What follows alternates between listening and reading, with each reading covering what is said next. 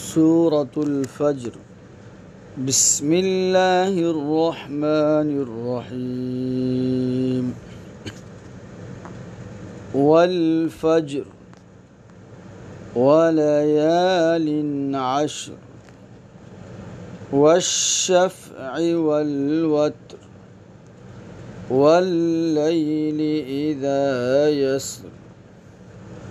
هل في ذلك قسم لذي حجر ألم تر كيف فعل ربك بعاد إرم ذات العماد التي لم يخلق مثلها في البلاد وثمود الذين جابوا الصخر بالواد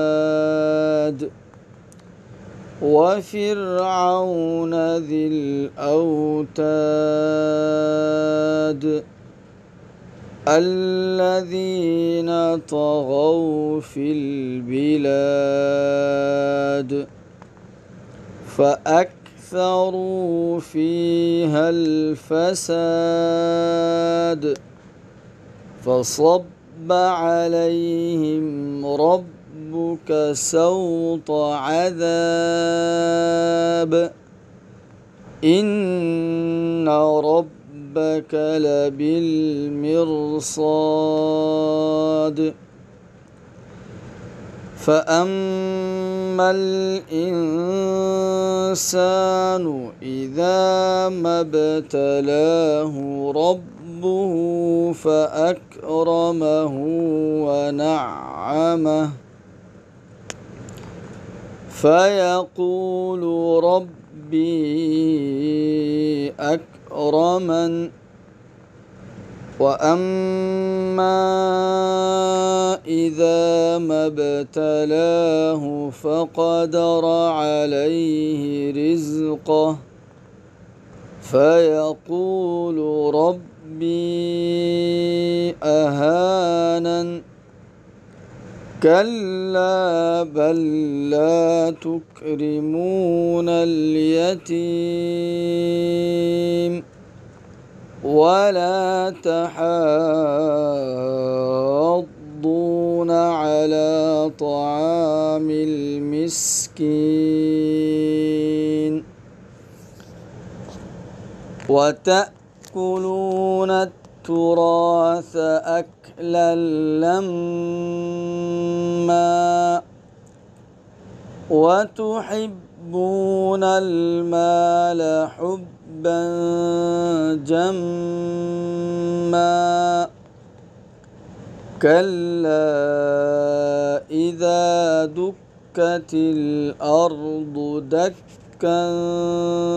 دكا وجاء ربك والملك صفا صفا وجيء يومئذ بجهنم يومئذ يتذكر الإنسان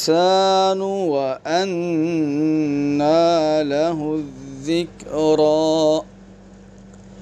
يقول يا ليتني قدمت لحياتي فيومئذ لا يعذب عذابه أحد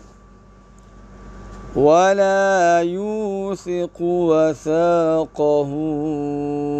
أحد يا أيتها النفس المطمئنة ارجعي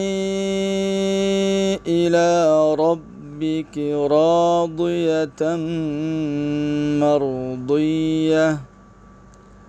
فادخلي في عبادي وادخلي جنتي.